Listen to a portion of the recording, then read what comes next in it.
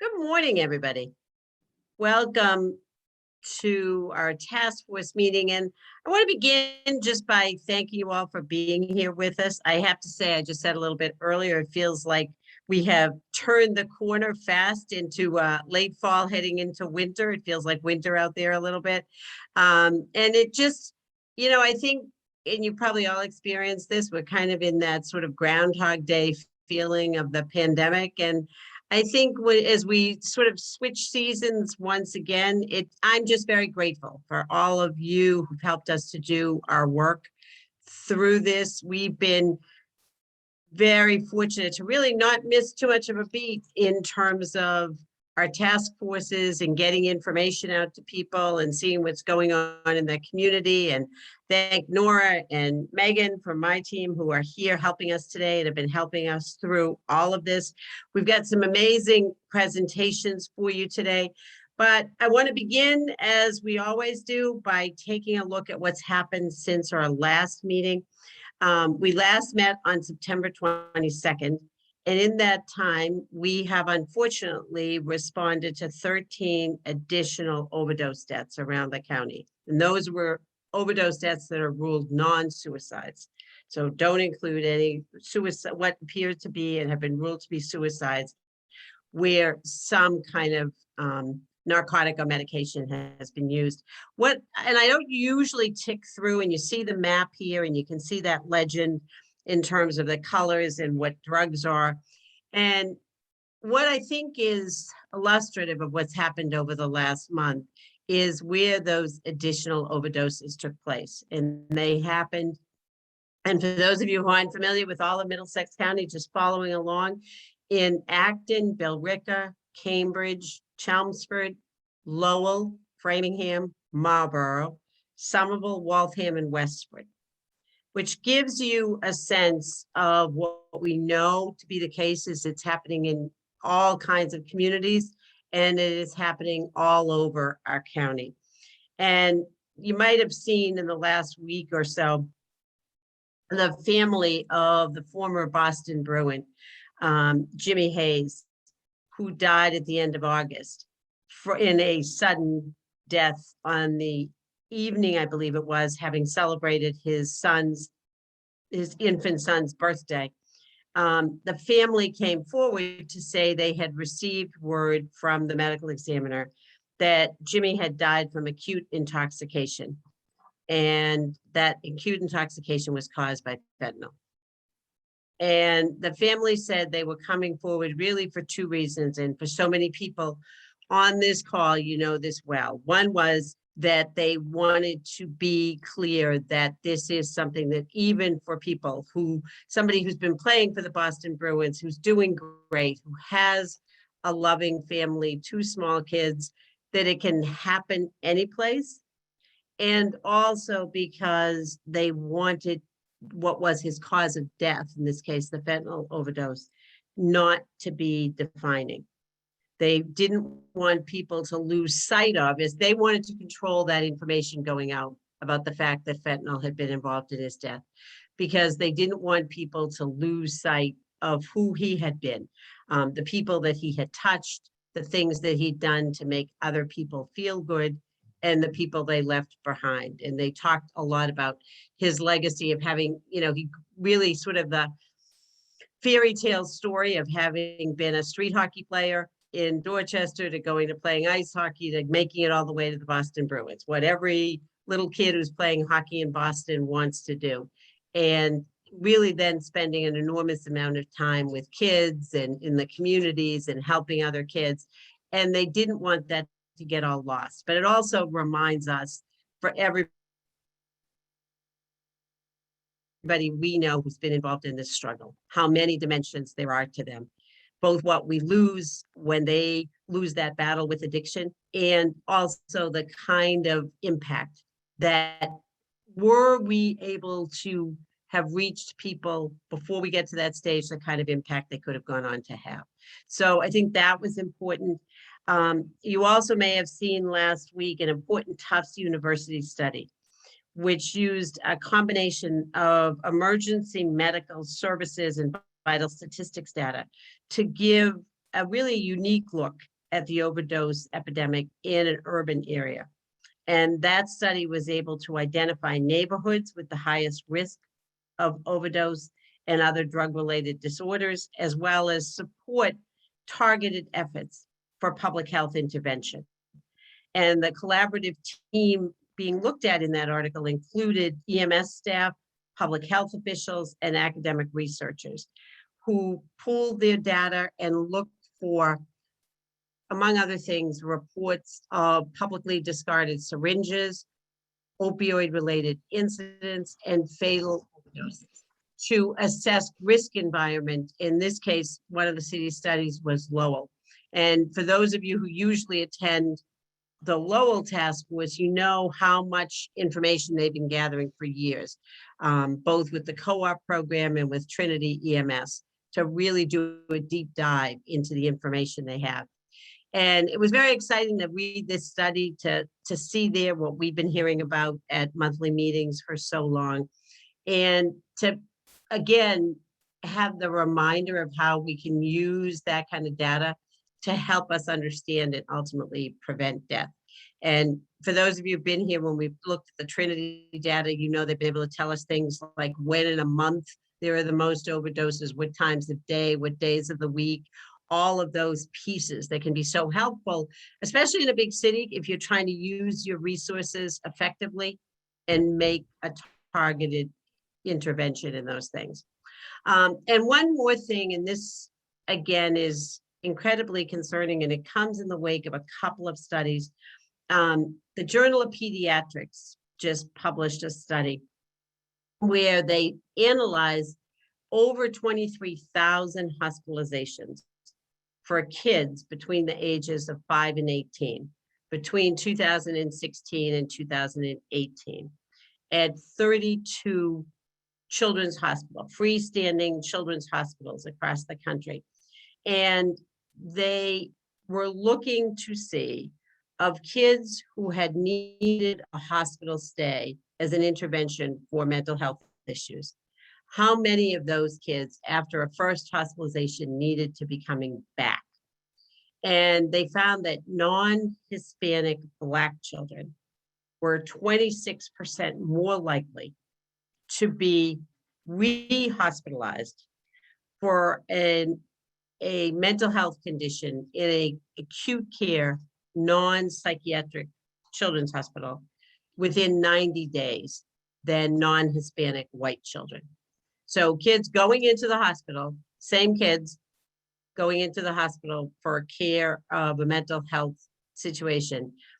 For the non-Hispanic Black children, they are really 26% more likely to end up back in the hospital within 90 days. And at the same time, kids with government insurance, receiving some kind of government health insurance, were 18% more likely to be re-hospitalized than kids with private insurance. And those living in a suburb were 22% less likely to have been re-hospitalized than kids living in the city.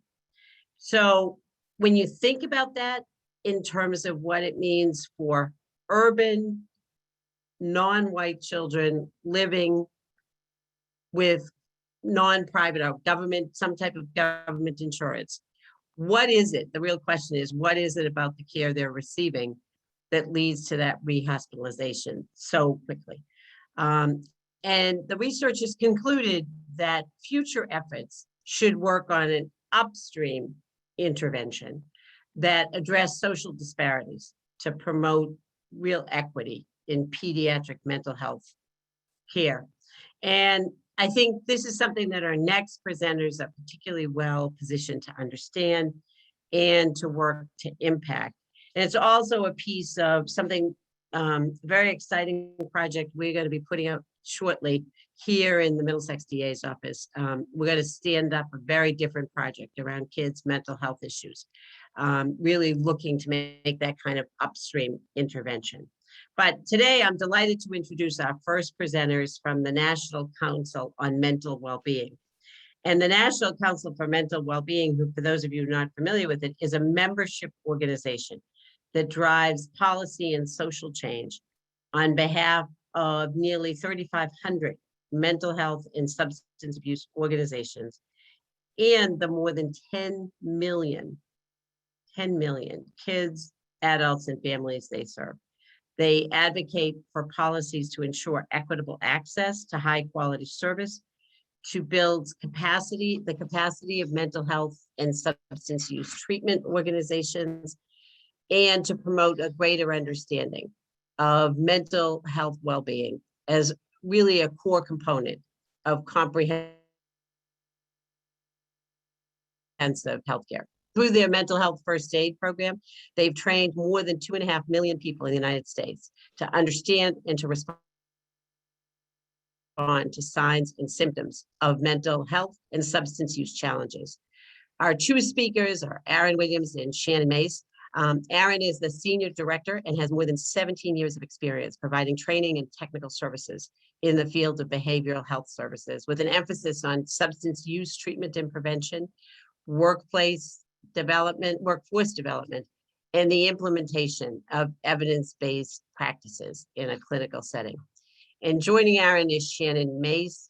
Shannon uses her law degree and her master's in public health and her 12 years of multidisciplinary experience working in the fields of public health, behavioral health, and poverty law to focus on health justice, social determinants of health, harm reduction, healthcare compliance, and the intersection between criminal justice and behavioral health.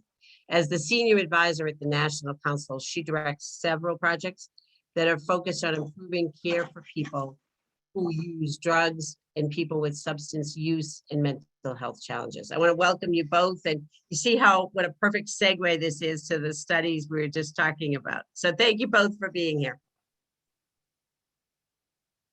Thank you. Thank you for inviting us. We are happy to be here today. So I am going to kick us off here to really, start this conversation. So just to kind of give you sort of an overview, we'll talk a little bit here about, writ large about sort of racial disparities related to substance use. We'll also talk a little bit, I guess, much of our conversation will focus on, populations that are coming out of, coming out of locked environments, so jails and prisons. And then we'll go into some promising practices and looking at that in relationship to the sequential intercept map, which talks about the types of services, really sort of provided to people who are in contact with the criminal justice system. And then we'll open up some time, to talk about some resources and discussion from there. So if we go to the next slide. So again, we will start the conversation here, just talking about some of these, racial disparities. We can go to the next slide. So I think, as many of you know, probably over the last, decade or more, we have certainly seen, opioid epidemic, across the country. And in some ways, we are in, I don't know how to really sort of frame this other than to say, sort of the second or third stage of that opioid epidemic. Certainly, as people, acknowledge, we certainly had lots of concern around prescription drug use, through about 2018, as sort of laws and other things began to tighten, really sort of narrowing supply around prescription opioids and sort of the illicit use of those. So we had, at about 2018, sort of a lower level of overdoses, but then in about 2019 or so, we began to see sort of another significant shift. And that shift really involves the increase in synthetic opioids such as fentanyl. It also sort of includes, massive sort of change in sort of the demographics around opioid use, related overdoses. And then, of course, we have the, global pandemic in which we have been sort of living through for the last 2 years, which, to be quite clear, has made pretty much every behavioral health or substance use challenge worse. So as we think about that, here's some data looking at 28% increase from 2019 to October 2020 in drug overdose deaths. We also have data from the end of 2020 now suggesting that about 93,000 people died of overdoses across the country, which is the highest number ever recorded. If we go to the next slide, and you'll see, as again, a number of stories out in print media talking about sort of the changing face of the overdose epidemic. You're seeing, communities, particularly communities of color, being sort of inundated with drug overdose related deaths. Fentanyl within the drug supply, which is a highly potent, more dangerous substance, sometimes without, people knowing that it's present. It's caused significant changes in overdose related deaths because of it. And again, you see sort of these dynamics beginning to shift in this second wave of the epidemic. If you go to the next slide, also as a function of this, we are also seeing significant numbers of increases in overdoses in the use of other substances as well. So we're seeing significant increases in overdoses related to methamphetamine, as well as cocaine, that is a part of this sort of second, subset of overdose-related deaths. In many of those cases, cocaine and methamphetamine, there are, fentanyl or other synthetic opioids are a part of the supply, which is again driving the significant increases in overdose deaths across the country. As you guys talked about, you all are seeing some, spikes or changes in that as well. This is really, a national problem in lots of ways. Next slide. With that, as we begin to dig into looking at, well, how do we engage and really sort of address some of these problems? We also see emerging literature talking about, some inequities in treatment. When we think about opiate use disorder, really the gold standard is the use of, medications plus behavioral health supports and recovery supports. The three major medications of use: buprenorphine, methadone, and extended release injectable naltrexone, who many of you know by the brand name Vivitrol. We're seeing significant disparities, particularly in the use of buprenorphine. So even when controlling for ability to pay, we see significant disparities in who gets buprenorphine versus who doesn't. So as we think about this sort of changing dynamic of overdose across the country, it's important that we think about some of these racial inequities and really think about how we can address them and really get to the root cause of some of the drivers and begin to provide more equitable services across the country. And I just want to note that in addition to what we've seen, particularly around drug overdose, within the last 2 years, we certainly have seen significant increases in alcohol use, significant increases in behavioral health calls to crisis lines. So there is significant uptick over the last few years just in mental health and substance use issues in general. And I think it really requires all of us to really think about how we work together, how we can connect with each other in ways that we really sort of share resources and really look at equitable distribution of those resources to really provide the results that I think we all want. Next slide. So when we think about this in connection to jails and prisons, I think as many of you know, we have significant disparities in jail incarceration. This data is from the Bureau of Justice Statistics, looking at sort of where we were circa 2018, and so we can see significant sort of disparities in the people who are occupying our jails. And if you go to the next slide, in connection with that, you see, despite the fact that there isn't really any difference in terms of, use across racial categories, we see significant differences in incarceration related to drug use. Certainly, I think that's something that's, known at this point.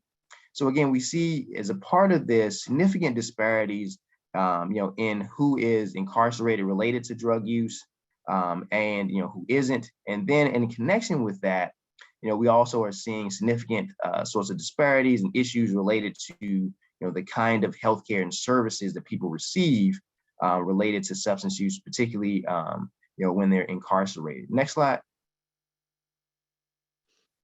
You can go to the next one. So, and when we think about this and think about sort of, jails and prisons in particular, when we think about that, one of the things we think about is the idea of sort of healthcare as a part of, the milieu of services. And when we think about that, people who are incarcerated have higher rates of mental health challenges, substance use disorders, significant rates of trauma, hypertension, asthma, cancer rates, arthritis, infectious diseases, HIV, TB, Hep C. And so it's important for us to think about how we address those things, both while they're incarcerated and after they leave incarceration. As folks on this call know, the vast majority of folks who become incarcerated will return to the community at some point. So it's really important for us to think about, what are some of those connections? What are some of those levers? How do we, if we start care, within locked environments, how do we really keep that continuum going? Next slide. So here, this is just kind of gives you another sense of this, looking at, people who have, health conditions and people with multiple arrests. It's highly correlated, having some significant health concerns with multiple arrests. About 36% of people who are, arrested have some sort of a substance use disorder. So certainly makes it imperative, that we provide those resources, inside the environment, but also when people leave the environment. You also see there on that last sort of bubble, I guess that's the orange or pinkish bubble, depending on, your knowledge of the crayon box there at the end. You see this conversation about health insurance.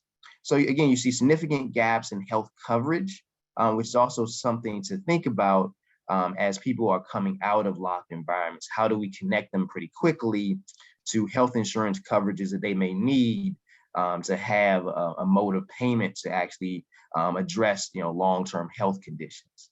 Next slide. So again, when we think about this risk of overdose, which is really driving a lot of the concern across the community, it is particularly interesting that the folks who are at highest risk of overdose are actually those who are leaving a locked environment. So people who are returning to the community from incarceration have been shown to be about 129 times more likely to die from a drug overdose compared to the general population. This is a pretty vulnerable time for people. As with most transitions in care, there can be some gaps or some lapses, but this is a really vulnerable time for people, and it's something that if we want to think about how we can really make a difference, driving down overdoses, we really want to engage folks in this particular area as soon as they're coming out or even before they begin to come back into the community. Next slide. So here I also wanted to just note, that when we think about, jail, there's also significant sort of uptick in suicide rate. When we think about that, very often, or at least what's suggested in some of the data, that maybe one of the drivers of increased suicide rate for folks who are in jails is lack of treatment services, particularly for substance use disorders and other behavioral health disorders. So when we think about this, again, it's really important that we think through what services are present, how we work with broader community providers to get services into jails and prisons, and also continue that continuum as they move forward. Next slide. Certainly, things like solitary confinement can also be, factors in, driving some of this, negative outcomes. You look at people with a history of solitary confinement, post-traumatic stress disorder, untreated, chronic health conditions. You have suicide attempts, self-harm. So certainly when we think about this, we want to think through, making sure that people who may be particularly vulnerable are receiving services. As we've talked about earlier, there's significant disparities in terms of who receives solitary confinement and who doesn't as well. So we really want to think about how we provide these services, particularly for folks who maybe even more at risk within the context of these locked environments. Next slide. So I'm going to stop here and turn it over to my colleague Shannon, where she'll talk very broadly about some promising practices and begin that conversation of what are some strategies that we can use to really address, particularly vulnerable population, as we move forward. Thanks so much, Aaron. And we can go to the next slide. And thanks everyone for being here today. This is a really remarkable group, and this conversation in particular was hard for me to think through because Middlesex County and the Commonwealth of Massachusetts are often two places that we go to for examples of who's doing things right. So just huge applause to all of you, just the manner in which you've taken on some of these challenges and implemented really innovative and evidence-based strategies and thought outside the box. Has been just amazing. So I fear that a lot of what I'm going to talk about is actually not going to be news to all of you, but hopefully validates the good work that you're doing. And I also hope to just be able to share a few additional resources that we've been working on at the National Council that might further support the great work that you're doing. So I'm picking up where Aaron left off, which is confronting all of these really awful and egregious statistics related to health disparities that disproportionately impact people of color in America, particularly when we think about the ways in which substance use intersects with the criminal justice system. And I think the good news that I get to bring to the conversation, at least, is that we know that there's a host of evidence-based strategies that are proven and validated and approved by our institutions like the CDC that really work to address stemming the overdose crisis and helping folks with substance use disorders. One problem is that these strategies are not available to everyone, and they're also not implemented in a way that applies a racial equity lens and thinks about who's delivering the message and the intervention. So those are things certainly that we want to think about with regard to any of these strategies. And you can go to the next slide. So I thought, knowing that there were a lot of folks who are adjacent to the criminal justice system, and it is such a big issue when we think about racial disparities and substance use, that it might be helpful to try to talk about some of these strategies along the sequential intercept model, thinking about points of intervention. Some of these strategies can be applied across the entire sequential intercept model or the continuum of criminal justice involvement. And our resources that can support throughout, but bear with us as we sort of try to categorize. And you can go to the next slide. So one thing that I just want to call folks' attention to, and Aaron talked a lot about, what happens when folks are already part of the criminal justice system and already are incarcerated or arrested, but I do want to focus a lot of our attention today on just helping folks stay out of the criminal justice system and ways that we can implement community-based services and responses so that folks get linked up to more appropriate sources of care and support. So the National 988 line is one of these efforts that hopefully will support a better response to folks who are experiencing a mental health or substance use related crisis. And I know a lot of jurisdictions and states across the country are right now making plans to implement the 988 lines in a deliberate manner that hopefully will help to free up our public safety and law enforcement resources in a way that are better used and really link folks to a response that is better suited to assess a behavioral health crisis and get folks the care they need. We have folks in our policy shop at the National Council that are working on this effort. So if anyone in this meeting is interested in learning more about that work, I'm happy to connect you, but just want to keep this on folks' radar. Next slide.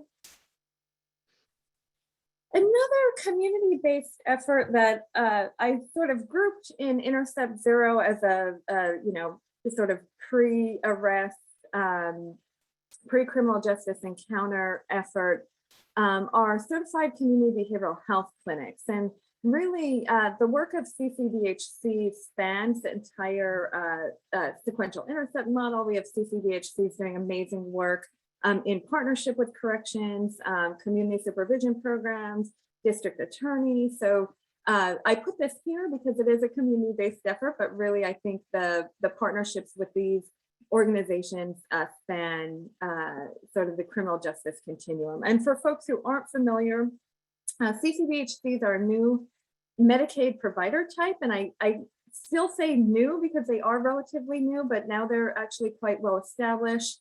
I think since about 2018.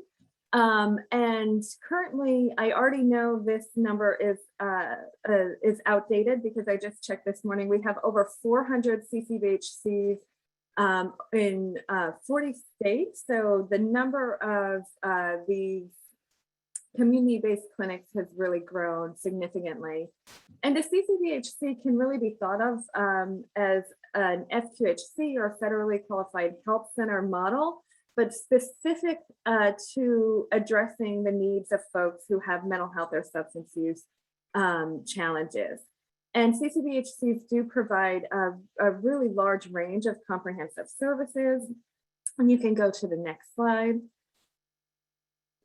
And here, this lays out the scope of services. And one of the really interesting things about CCBHCs is they're federally mandated to provide this host of services in order to receive the reimbursement model that they do. So everything from screening, assessment, diagnosis, patient-centered treatment, outpatient services, 24/7 crisis services, which are huge.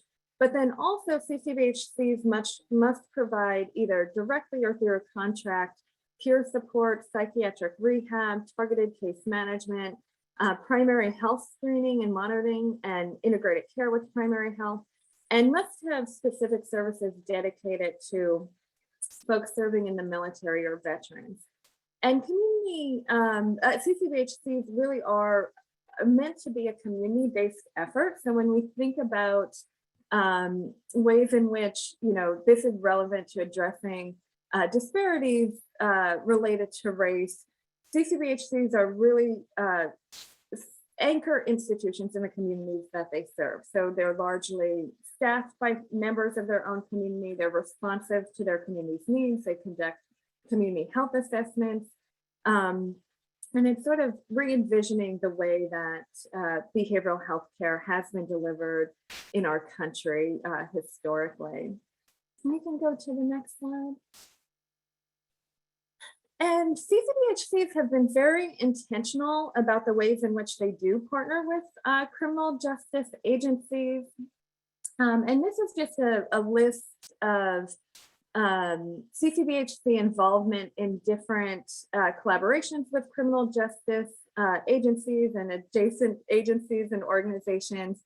And these are survey responses from CCBHCs nationwide, just to get a sort of assessment on how many CCBHCs are actively working in this area. And you can see the numbers are quite high. Over 75% of CCBHCs are participating in specialty courts or treatment courts or problem-solving courts. CCBHCs are very active in providing training to partners, community partners. So mental health first aid training was mentioned already, but also crisis intervention team training and other mental health and SUD awareness training. So they're great folks to bring in to meetings like these to provide some education and training. They're also doing a lot of work with care coordination related to reentry from jails and prisons. So Erin mentioned that as a really high need, and CCBHCs have done a great job at partnering with corrections to make sure that when folks are released, that they're being assessed for health insurance and have a care manager for when they come out, and have a place of care in their home communities. Just over half of CCBHCs are working on enhanced outreach and service delivery to folks who are at risk of criminal legal system involvement or have been involved in the criminal legal system. And then I think the places where there's definite opportunities for growth related to working with CCBHCs in this manner are related to data sharing, which we do see about a third responded that they're doing this. And we know data sharing is a really challenging issue, particularly related to mental health and substance use records because of the increased federal and often state regulations protecting that type of data. And that's great, Nora, that you guys had one of your CCBHCs at one of these meetings. A few other areas, just thinking about co-response models, which I also know that you all are working on, and the ways in which technology can be leveraged in partnership with CCBHCs. Next slide.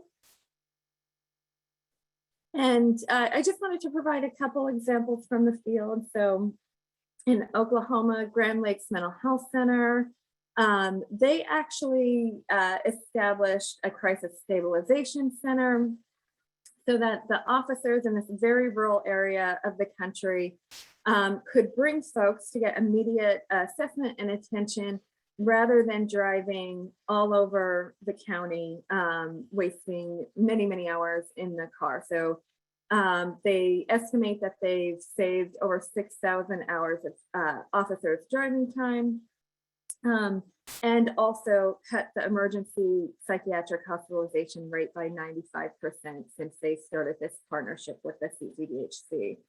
And thinking about tablets and technology, they leveraged technology in this way to have an iPad or a tablet at the equipping officers with those tablets. So when they do encounter mental health or substance use crisis situation, they could bring immediate expert support from the CCBHC to do an assessment virtually as well. Next slide. And another example from Oregon. In this example, Klamath Basin Behavioral Health actually partnered with their local jail to share that data. That's really important to make sure that folks who are going to be released are being assessed upon release. And within local jails, as I'm sure many of you know, that's a really challenging thing to overcome because many times folks are released without any notice. There's very little notice. But in Oregon, they found a way in partnership with their CCBHC to better notify their CCBHC when releases were happening and making sure that folks had a connection to care in the community. And they were able to determine that this lowered the recidivism rate and saved the state over $2.5 million in freeing up those prison beds. Next slide. And Nora already mentioned that you all have been working with your local CCBHC. I just wanted to provide a list here for you all to see where the CCBHCs are in Massachusetts. And there are many CCBHCs. Massachusetts is rich in these clinics. So just really encourage folks to reach out and continue to develop those partnerships. And next slide. And now I'm going to hand it back over to Erin. Thank you, Shannon. So, as a part of, this conversation that Shannon talked about, keeping people, out of the criminal justice system and really working, upstream in lots of ways here, is this conversation about, harm reduction. And I think, over the years, which I think is very much a positive thing, that the conversation about harm reduction has really evolved into a really, more sort of clear part of the treatment continuum. Is set forward in like 2016, the Surgeon General's report on substance use, which really talks about harm reduction as one of the early intervention strategies. We're thinking, very broadly about harm reduction strategies beyond, merely sorts of, needle exchange programs and sort of the availability of Narcan, although those are important parts of it. But if you go to the next slide,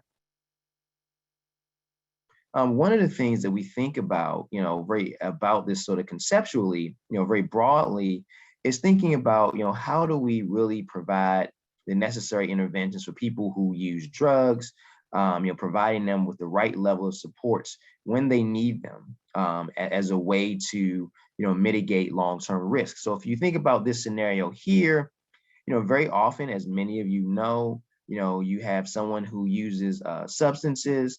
And really the only way that they can receive sort of treatment services is if they, so are arrested or incarcerated. And then of course, in that sort of scenario, death is a real possibility.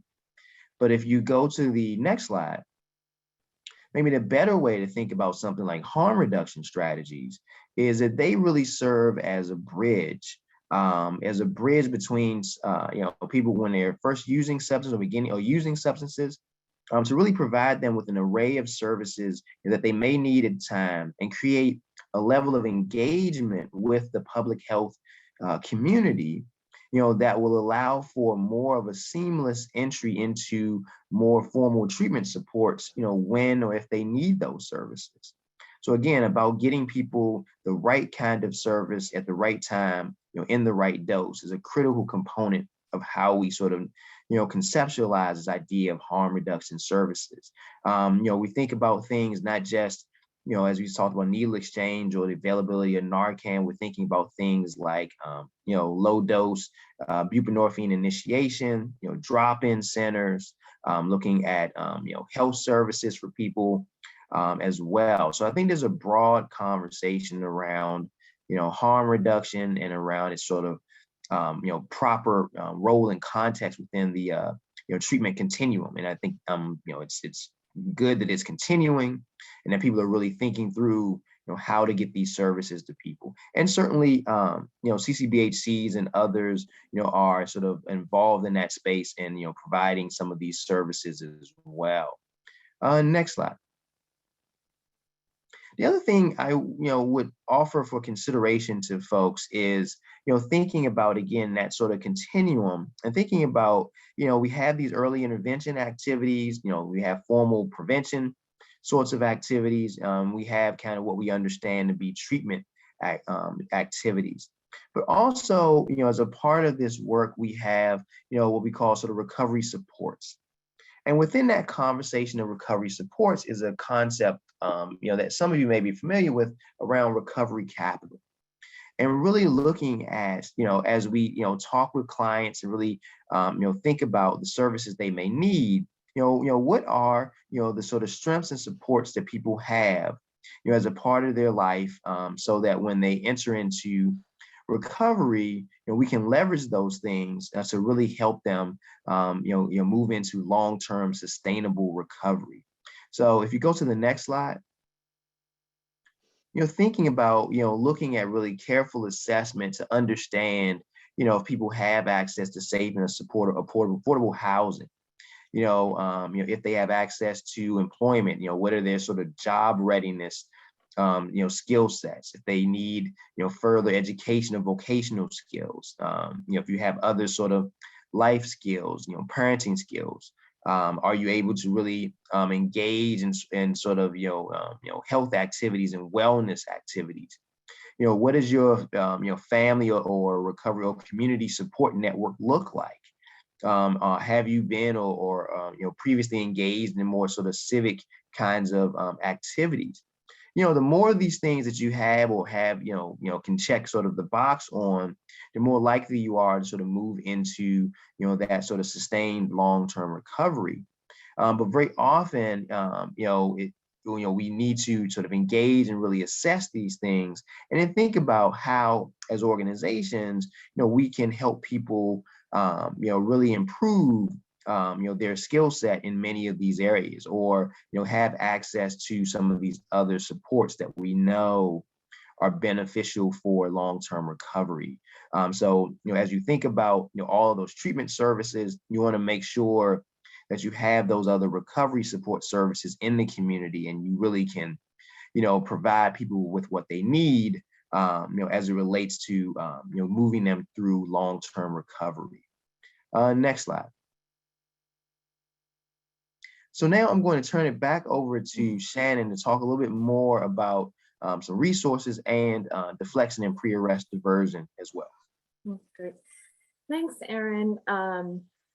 And I know we're coming up against our time, so apologies. I'm going to try to move a little bit more quickly through these, but thinking again about that sequential intercept model and these strategies, we know that pre-arrest diversion programs have been around for quite a while now, but I think there's been really an evolution in the ways in which these models are being structured and deployed to communities. And Massachusetts has an excellent example of this, the Police Assisted Addiction and Recovery Initiative, or PARI, which we often call upon as a great example for replication across the country. PARI's adoption too of harm reduction strategies, most recently with the issuing of survival kits, has just been an incredible example for the country. But other examples are LEAD, the Law Enforcement Assisted Diversion Program, which started in Seattle and is sort of seen as the first pre-arrest diversion program, and Project SHIELD, Safety and Health Integration and Enforcement of Laws and Drugs, is another great example of a training curriculum to bring public safety, law enforcement, and other folks together to sort of think about the ways in which our systems respond to folks who use substances. Next slide.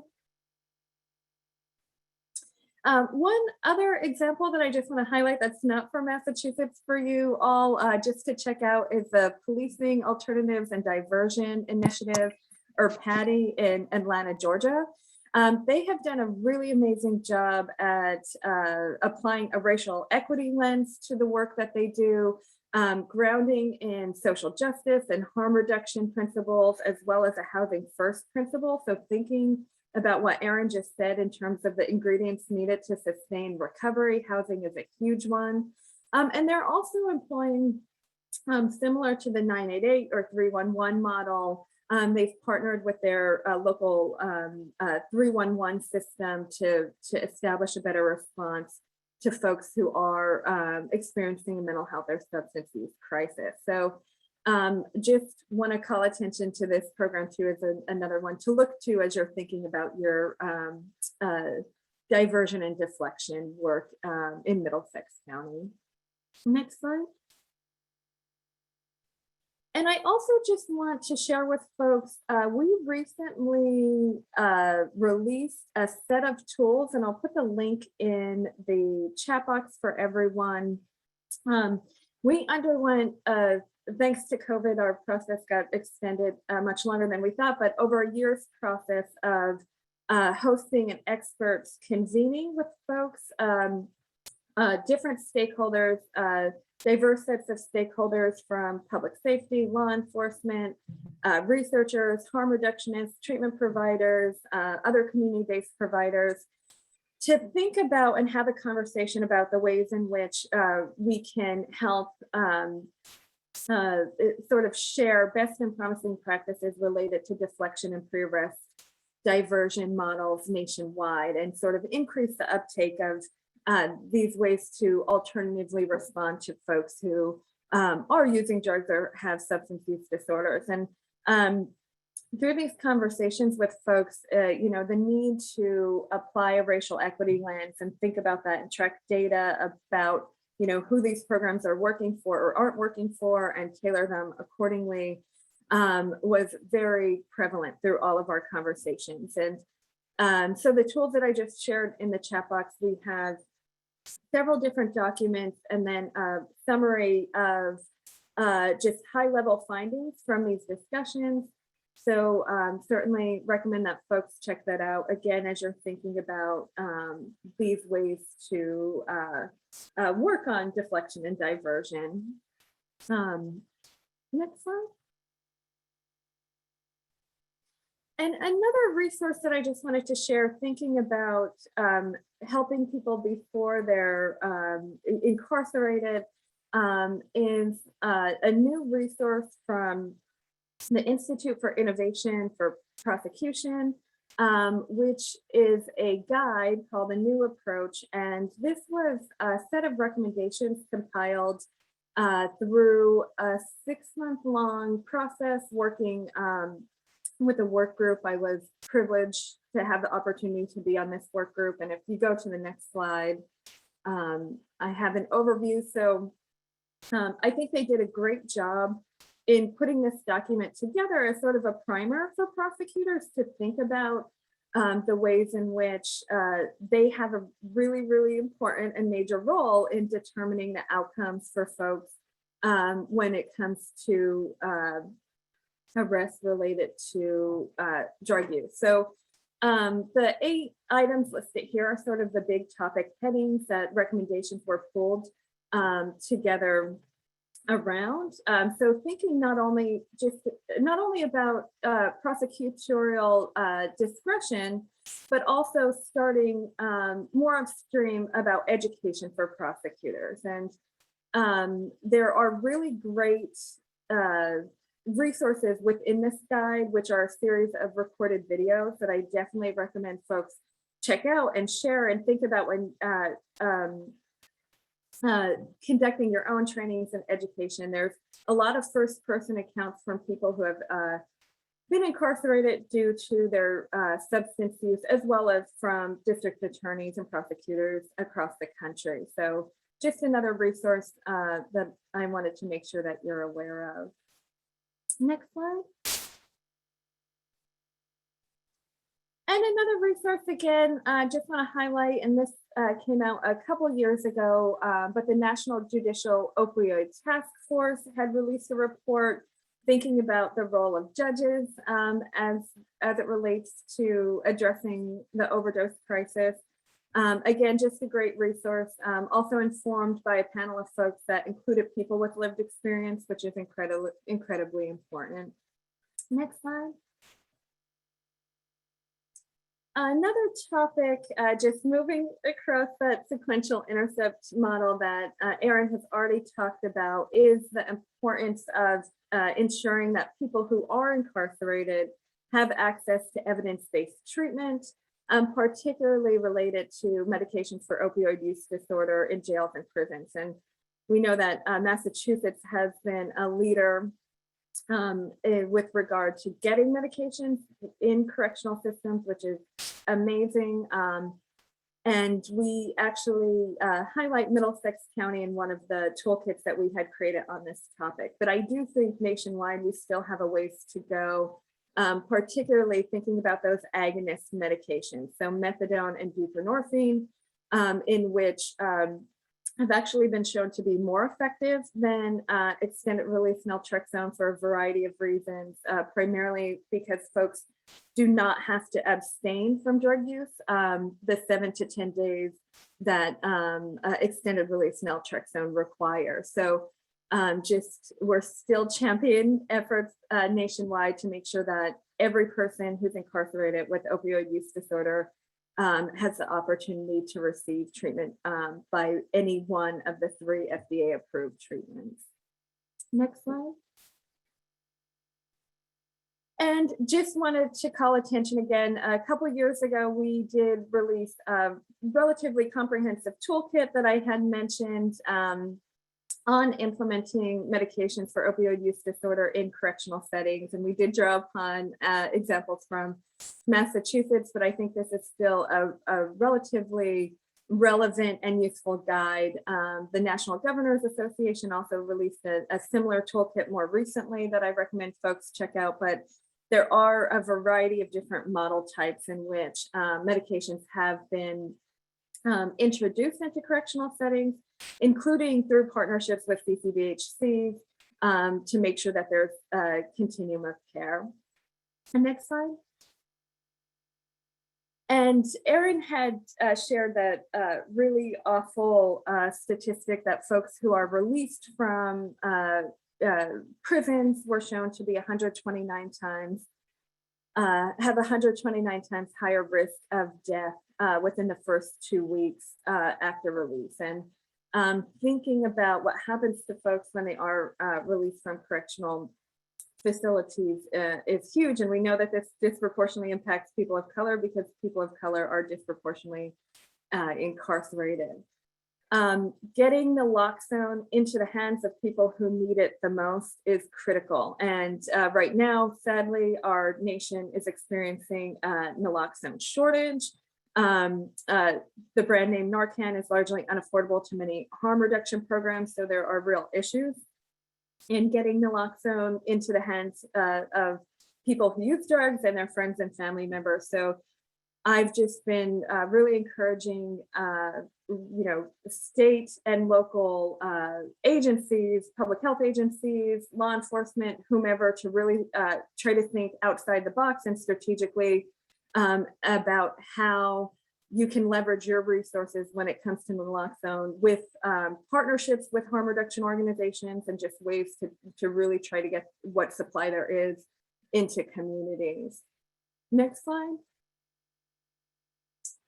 And again, thinking not just about immediately post-release, but opportunities in community corrections or community supervision programs. So I'm so excited that RISE is here today. I think, one of the biggest issues we continue to challenge is related to stigma and discrimination of folks, and ensuring that our partners in community corrections and community supervision programs are also educated and aware of what evidence-based medications for opioid use disorder are, and are working with community based treatment programs to have a really firm understanding of what that means for the clients that they're working with is critical. And this is a real opportunity to also stem recidivism and that cycle. And we are seeing examples of this. And I will just note that colleagues of ours at the National Council right now are working on a set of recommendations and tools particularly focused on community supervision, community corrections programs to help address some of the barriers for folks who are in those programs. Next slide. Okay, so just really quickly, I do want to highlight just a couple other resources, and you can go to the next slide. So one of the toolkits, roadmaps that we have coming out that we've also worked on for about the last year is an overdose response and linkage to care roadmap. It's particularly focused toward local and state health departments, but is relevant to all community-based providers, agencies. We applied sort of a public health framework, thinking about the primary functions that public health offers, and sort of went through each of those activities to identify where local and state health departments and their partners can apply some of these great examples from the field to better support their overdose response and linkage to care efforts. So that should be released November 8th is our go live date. And we will also have a webinar, and I'll put the link in the chat box in just a second, that talks about this roadmap and is going to highlight 3 examples from the field who are included on November 16th. And not surprising to all of you, a lot of these examples are partnerships between public health, public safety, harm reduction, community-based providers. Next slide. And one other resource that I just want to highlight, led by colleagues of ours, is a training and education resource focused on overdose response in Black, Indigenous, and communities of color in particular. And this is an environmental scan. There's a lot of work that needs to be done in this area, thinking particularly around ways that trust can be built in communities of color, making sure that the messages that are sent are resonate. So this was recently released, and I think just shed some light on sort of where we're at in the field in related to this particular topic and the work that's ahead of us. Next slide. Okay, and then there are more resources, but the slides will be shared with everyone, so you'll have access to all those links. And I'm happy to stick around for any questions. Our contact information, I think, is on the last slide. So certainly would love to continue the conversation after this meeting too, and just collaborate with you all. And thank you for having us. Yep, absolutely. Thank you guys for having us. And certainly let us know if you have questions or want to talk through anything else. We're certainly available. And Aaron, thank you. That was amazing amount of information. And so thank you so much. People have questions, comments?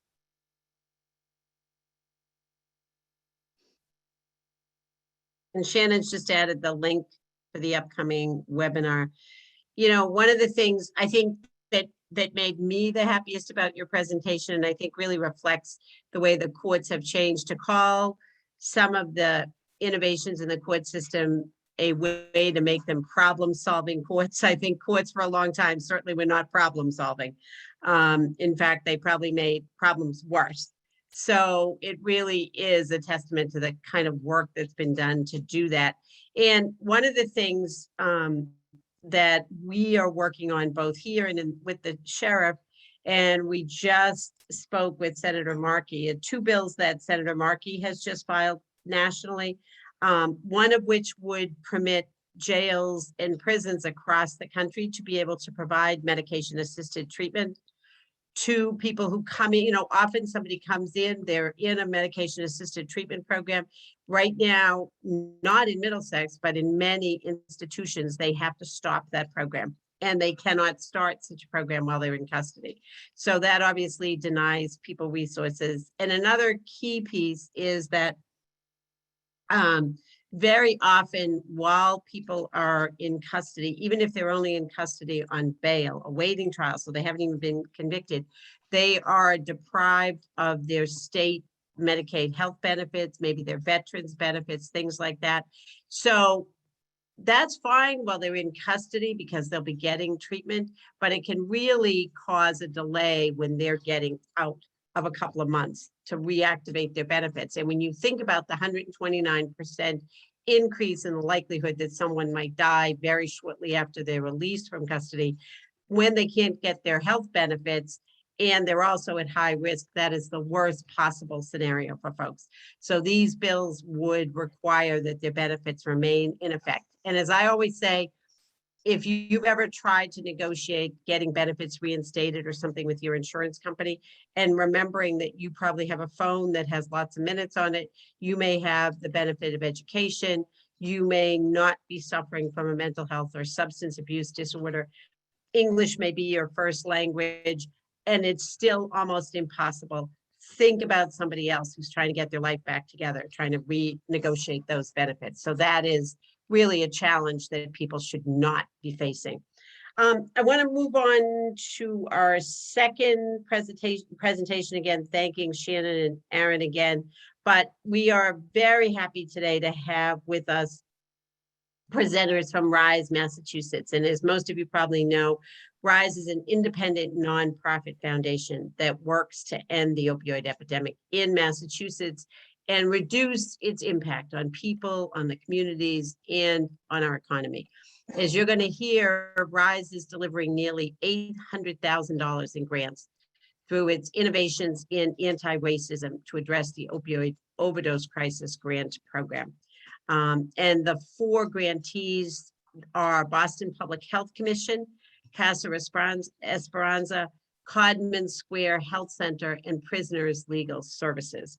And we're very fortunate today to have with us from RISE, Julie Burns and Anne Marie Borsiquat King. Julie is the president and CEO of RISE, and she leads the foundation's work, researching, investing in, and expanding evidence-based treatment solutions, as well as building coalitions across the nonprofit, public, and private sector to really make a substantial impact and eventually end the opioid overdose epidemic in Massachusetts. Anne Marie is the senior program officer at the foundation, and she oversees the portfolio of grants and programs, manages the overall grant operation related to opioid use disorder treatment, harm reduction, and recovery. She also provides direction to the program strategy committee and the board of directors on strategy, evaluation, and governance. So I think we've all heard about the wonderful work that RISE has done and continues to do. And I'm really happy to welcome Julie and Anne Marie here today.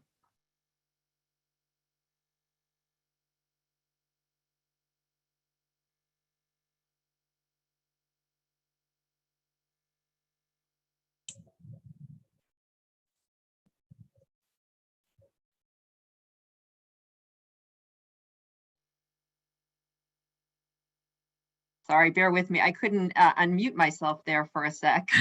Apologize. I had the slides all ready to go.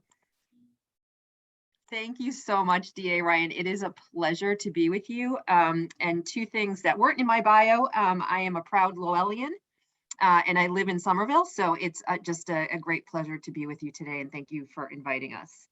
As a Somerville native, I am happy to have you here. So as the DA mentioned, we are a statewide nonprofit and our sole focus is ending the overdose crisis in Massachusetts.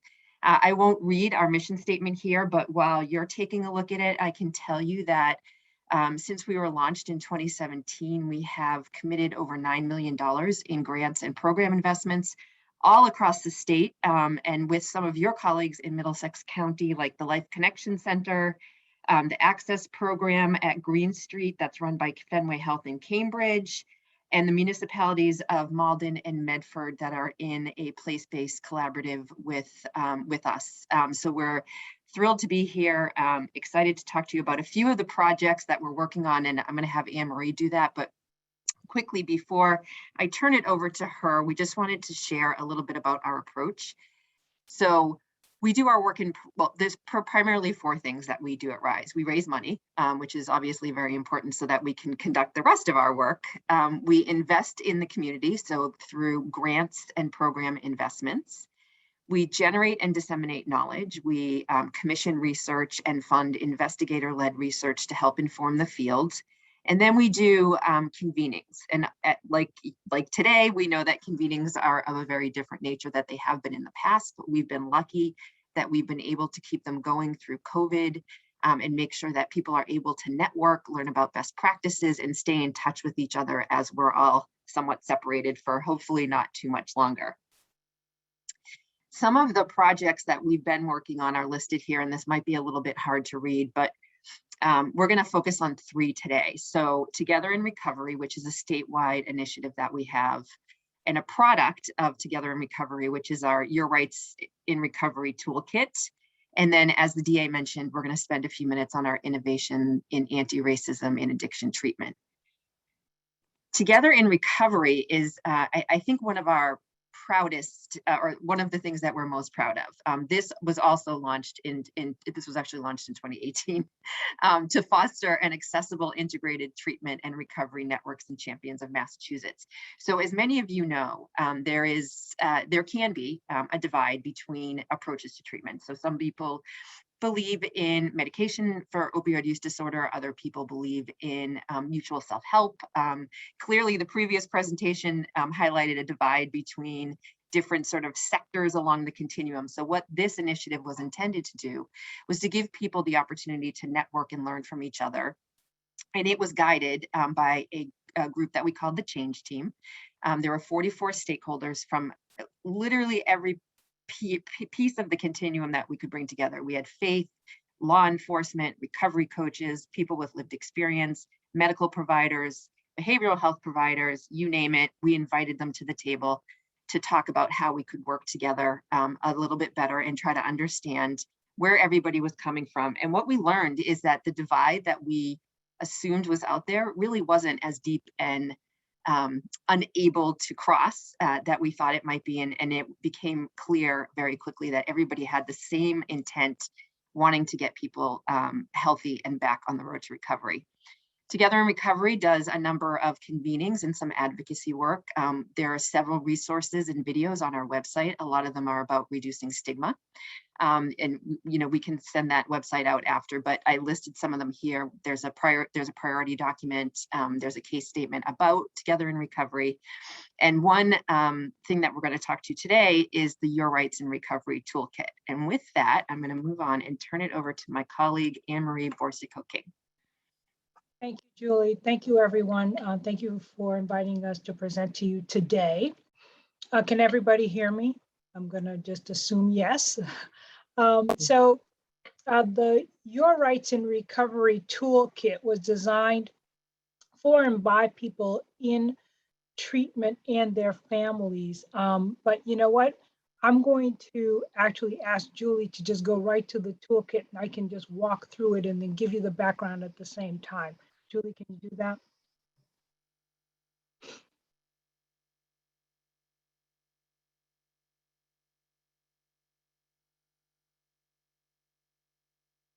Okay, can everyone see the toolkit? Anne-Marie, can you see the toolkit? No, we're still on the slides. Share again then.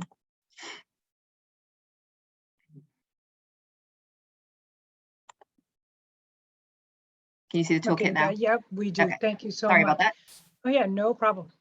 So the toolkit is available via risema.org, our website, right on the front page, and you can scroll down. But it's also available up at the top via the menu and resources tab. So the toolkit, as I was saying earlier, is designed for and by people in treatment and recovery and their allies, families, advocates, etc. So the landing page here provides some context around the toolkit. And so what we feel at RISE is that the toolkit upholds recovery, that recovery is a lifelong journey. And no matter where you are in that journey, you have resources available to you to help you along the way. RISE also recognizes that stigma exists around drug use, as well as trauma and inequities that structural racism has caused for BIPOC communities in particular. So we brought this intersectionality of this lens to the toolkit. So if you can scroll up just a little bit, Julie, the toolkit is also available in Spanish. You see the bright orange button right there.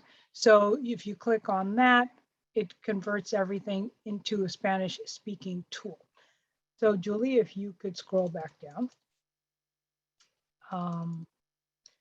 So in terms of also being accessible via Spanish, this information is really, it exists online, and it exists in about 100 different places, often written in language that is full of medical jargon and overly complicated, but this toolkit, we tried to keep it simple. So on the left-hand side, you will see the navigation bar that toggles along with you as you scroll through the toolkit. It's, I guess the menu side is sticky, if you will, so that it does stick with you as you scroll. All third-party links will take you to a new tab, so you can easily go back to the toolkit. And then also further down on that left nav, you will see that there is a 24/7 help assistance line. So as you are navigating the tool, help is right there with the click of a button. So Julie, if you could click on the treatment and recovery link up on the top left. So just to give you a couple of examples here. So a person seeking and looking for how or what insurance might be options for them, as DA Ryan talked about earlier about navigating insurance and that sort of thing. The treatment and health section might be helpful. Here you can see a few types of insurance. And where to get information if you don't have insurance at all. Further down, there are tips and more information about the rights of an insured person, what insurance companies can and can't do. Again, rights, protections, and tips for advocacy. Julie, if you could go to recovery and education. And again, as you can see, you can just go, back and forth between links. You don't have to necessarily go in order. You just go to whatever section it is that's pertinent to you. So another example I'd like to give is if a mom of a person struggling with substance use disorder is on their way to college, for example, she may want to see what resources are available to him while at college. You'll see right off the bat, again, rights, protections, and tips, rights to financial aid, rights as to what can and can't be done on campus, rights against, protections against discrimination. And further down, there are resources for education. Julie, if you could scroll down a little bit, which includes recovery programs, resources for sober living, and all of that. What I also want to point out, since I see it right on the screen, right at the bottom of each section, you can either print that section, print all sections, or you copy that section to your own resource for you to access later on. Or of course, you can always go back to risema.org. If you can go to recovery and family resources, Julie, in this part of the toolkit, I'd like to point out, another example. For example, if a pregnant woman is looking for treatment, but is hesitant because she's worried that she'll have the baby taken away as she begins, for example, a methadone regimen. In this section, it immediately starts with the resources about treatment options and rights and protections if you're on medication for MOUD, and tips for working with the Department of Children and Families, and resources for the family unit. The other thing I'd like to point out in this section is you have the option, again, to print and copy and all of that. And so I think the last thing I'd like to point out here is if you go back to treatment and recovery pathways, Julie, and go to click on the first link, the clinical pathways to opioid use disorder, and you scroll down a little bit. You will see, let's see, yep, keep scrolling. Yeah, you'll see harm reduction services and other treatment options. You can also see, for example, in this section, if you are a person with limited English proficiency, that is not Spanish, because this tool can be converted into Spanish. It does point out to you, again, your rights and the right to have translational services at a residential treatment program, for example. So again, as a reminder, I'd like to just invite you and just to remind you that this tool is available at risema.org, and we can put that in the chat as well. So if you can go back to the slides, Julie, I'll move on to our Innovations in Anti-Racism program.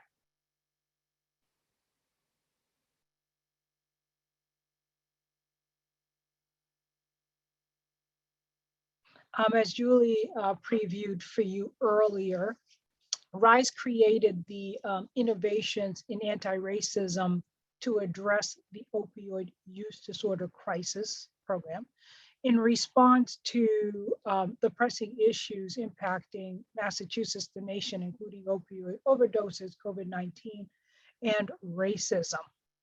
As it relates, and you all know this, to overall health and well-being, racism impacts Black, Latinx, Indigenous people of color who use drugs, resulting in mass incarceration, decreased access to care, separation from families, disparities in overdose fatality, and much more.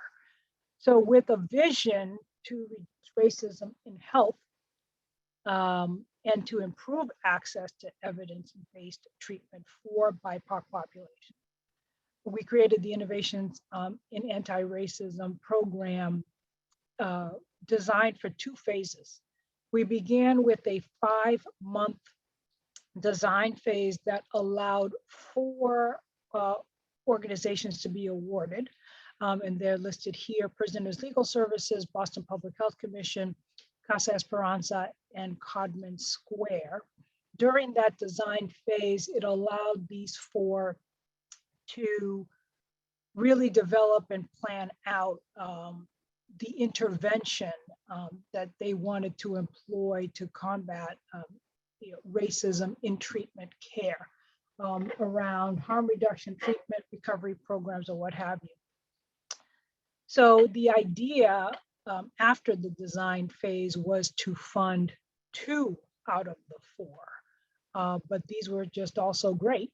And our review process and input from the committee of reviewers deemed that all 4 programs had potential for long-term impact, for systems change, making a difference in BIPOC populations, as well as potential for scaling and replicability.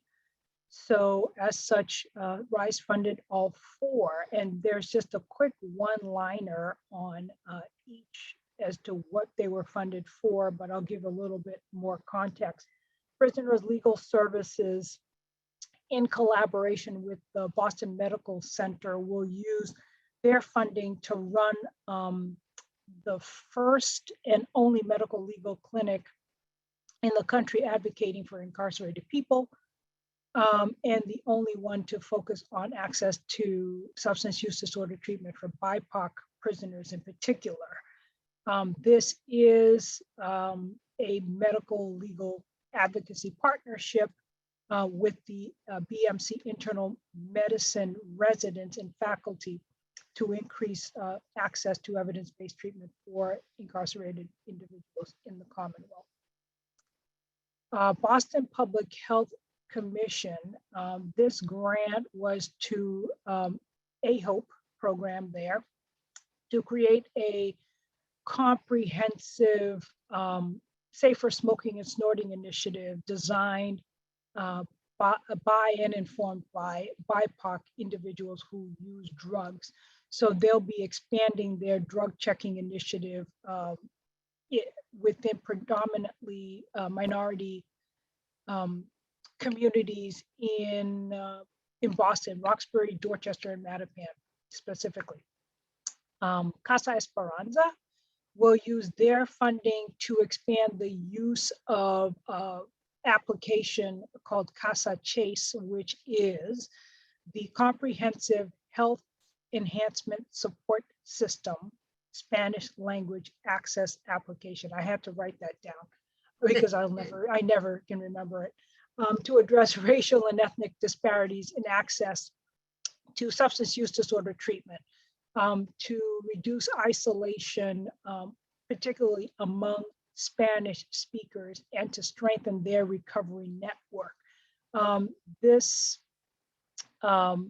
program addresses relapse, offers peer support, and really develops a community for users for supports. This was developed, I want to say it was back in 2009 in collaboration with Boston University. Codman Square will use their grant to incorporate racial equity into their culture at the center, also in programming and their evaluation processes. By working with the community, including substance use disorder patients, they'll review their program policies, practices, and workflows, and they'll pilot some training modules for staff that will address attitudes, because as we all know, stigma is a big issue in opioid use disorder treatment. And so they seek to do better at the health center. And we also think that, again, that this program could be scaled and replicated at other centers. And speaking of scaling and replicating, we are getting some assistance from the Cambridge Health Alliance Health Equity Lab. It is RISE's policy to evaluate our work as it is happening, not later on. So we employed the help of CHA's Health Equity Lab to work with this cohort on their individual program goals, as well as the overall cohort, to measure the impact of their programs on the diverse populations that they will be serving. And that is it for me.